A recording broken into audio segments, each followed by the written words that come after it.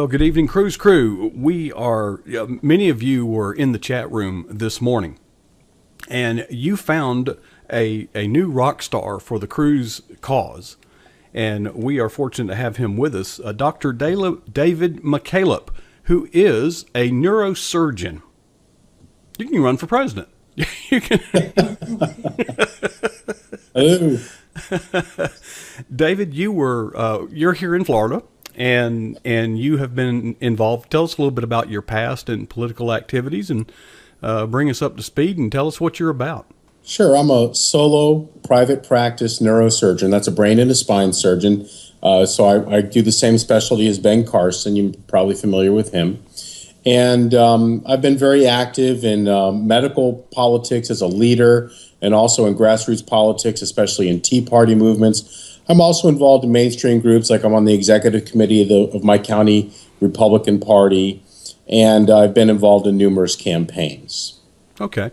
And back in the last, here in the state elections, we were facing a very real threat that former Governor Charlie Crist might be our senator.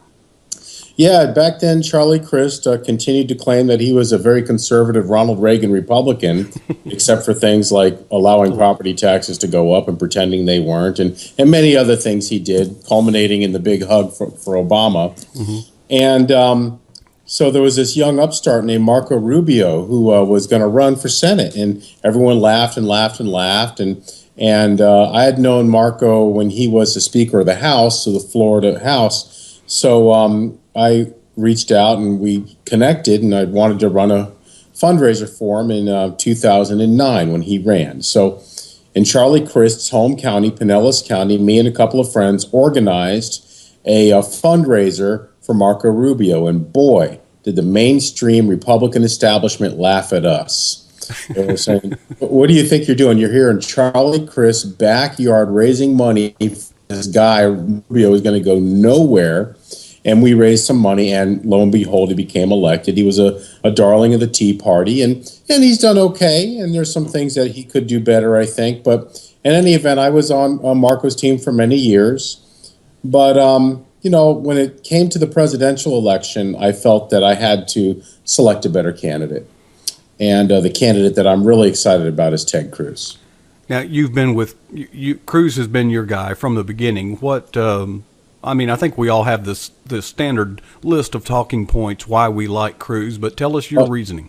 Let me correct you. Cruz has not been my guy from the beginning. Okay, who was? Rand Paul was my guy from the beginning. Aha, okay. And I was a very loyal Rand Paul supporter, and unfortunately his campaign just did not take off. Right. But, you know, we were blessed that we have another constitutionalist in the race, Ted Cruz. And I always gave Ted Cruz serious consideration. Even back in November, I met him at a campaign stop. I was traveling, and I met him and was very impressed. And always knew that I'd be able to support Ted Cruz if Rand Paul didn't catch fire. And so I have a blog called the sunbeamtimes.com. So if you go there, you can see on my blog, sunbeamtimes.com, why I, as a Rand Paul supporter, when Rand quit the race, I decided that I was going to go in full throttle with Ted Cruz. Mm-hmm. Well, we're glad to have you. And there's no reason that Rand Paul supporters are not welcome in the Ted Cruz camp, because there is so much. I mean, when it comes to the Constitution, it's hard to find anybody who's as solid as either Rand or Cruz. That's perhaps correct. Mike Lee, but I don't know if Mike Lee will ever run at all. But it's great to have you in the Cruz camp. What we'll do is, I'm going to try to do this in real time as we're speaking. It's not convenient, but let me try. Folks, I've put this in the chat earlier, but if you go to his homepage, you can follow him. You also can find links to the Sunbeam Times, whatever. Is that what it's called? Yes, sunbeamtimes.com. And I took a little look at that, and I didn't have time to spend with it, but I hope to a little bit later on. Tell us about your sunbeamtimes.com blog. Well, that is a blog that I started to focus at first on local issues in St. Petersburg, and I kind of did a play on words because the local liberal newspaper around here we affectionately call Pravda West. That's the St. Petersburg Times, the St. Pete Times. So I decided to make the Sunbeam Times as a counterpart. And so I do the blogging, local government, what are they doing with our taxes? How are they spending our money? What's their latest liberal agenda they're pushing? And also at the time I was running for city council, so it was a nice vehicle to get information out to people about what I would do if I were elected. So sunbeamtimes.com now does a lot on national elections because of the presidential election, but also a lot of local government. I do a lot on global warming. I just did an analysis on sea level rise using data from the oceanographers who were predicting sea level rise. And I contact these people and go back and forth by email and challenge their data because I'm a neurosurgeon and I know science and I've done research. And I'll ask them to justify their statistics, and they usually stop talking to me after a while because I usually get them. Well, at that point, they'll notice that you know that they have an agenda and you also have one, and they're not interested in a debate. Yeah. I mean, one of the things I like about some of the investigations that we have pushed for Benghazi, is let's follow the facts wherever they lead. That's right. I too am a scientist, and I have to deal with the electrons, and I always say the electrons don't care. They really don't. And the laws of physics are always in effect. So what's your take now? We've seen Ted Cruz take Iowa. We've seen him have a very respectable showing. Then we kind of got our nose bloodied in South Carolina a little bit. What's your take on going forward with the Cruz crew? Well, I'm optimistic, but what it's going to take, and I hope if I do anything during this talk, it's to encourage people who see this video and work with your broadcast here to get out and work. My take is the only way Ted Cruz is going to be elected president is if people like me and you and everyone involved in what you're doing here actually gets out and work. They're going to have to get out. They're going to have to knock door to door. They're going to have to get on the phones and make phone calls, do the social media. That's great. Have to do that too. But you're going to have to raise money. But you're going to have to talk to your friends. And you're going to have to politely listen to their points of view. And then you're going to have to make cogent arguments as to why Ted's the guy. And you're going to have to be ready to take on the most common things. Oh, that Ted Cruz guy, he's just crazy. I can't support him. You have to be ready for that one. Okay, you have to be ready. Oh, he's a extremist. Extremist. And I had a nice little image I did. I call it a meme. My kids tell me I don't know what a meme is. That shows Bernie Sanders on the left side, Donald Trump on the right side, and it has Cruz in the middle. And it has what's his name? Trump labeled corporatist, Sanders labeled socialist, and Cruz labeled constitutionalist. Right. And it says on the bottom, which one is extreme again? So you've got to be able to point out that he's a constitutionalist. He's a mainstream American.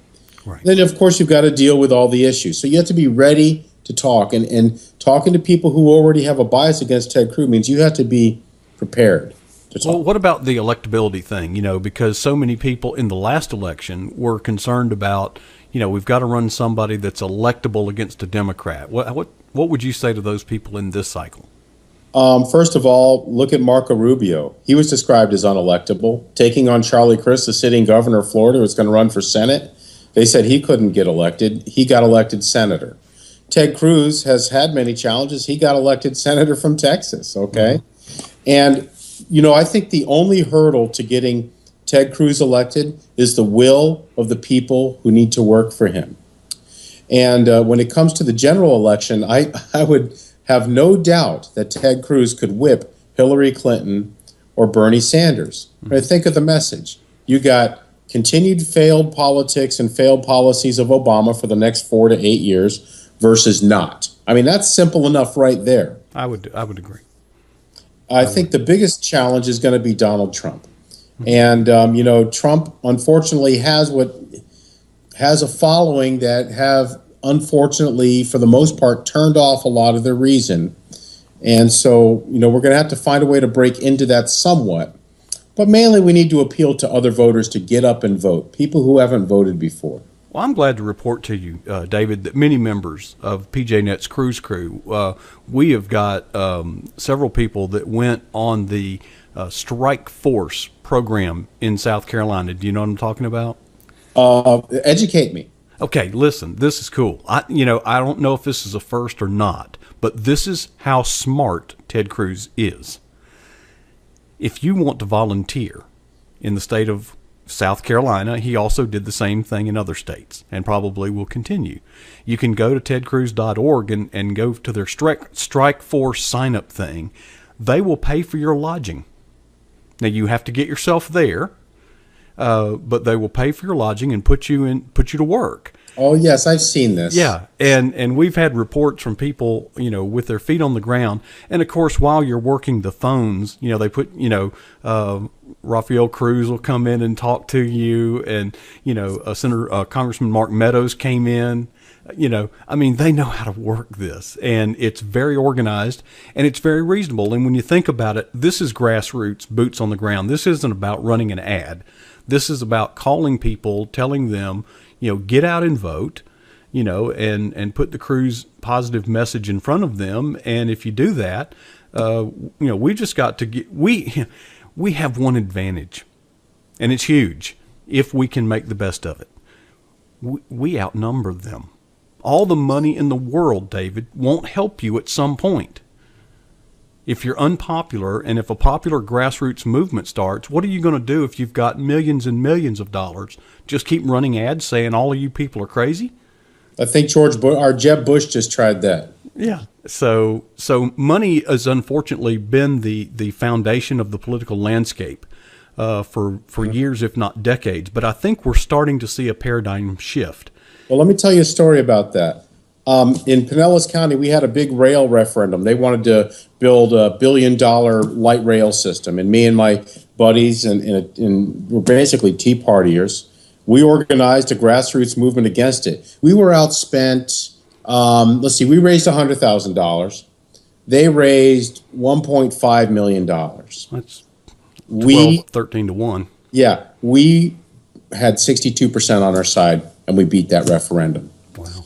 And I've seen numerous stories. I could go through 2 or 3 more stories like that in my experience in politics where we were outspent. But when you got the message and you've got the energy and you've got the people willing to work, the money, as long as you have just enough money, you can win. You don't need more money. You don't need tons of money. You need just enough.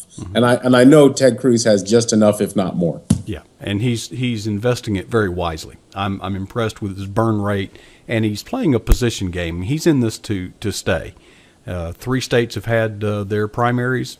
We've got 47 more to go, and there's a lot that's going to be happening in those 47 states. So right. Let me make one comment too. You mentioned about getting on the strike team and going to another state. And I don't want people to think that that's the only way to work because, we've all done phone banks where you download a phone list and you sit in your living room and you dial the phone from your living room. And I'm sure that Ted Cruz will have those tools going as well. You bet. Well, David, it is great to have you just join us tonight. We welcome you to hang with us if you can. And we do these rallies. We actually hold live events here 6 nights per week.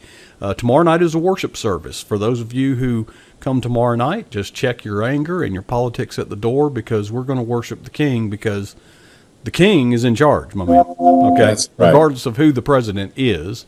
That's and our problems that we face are not going to be solved politically.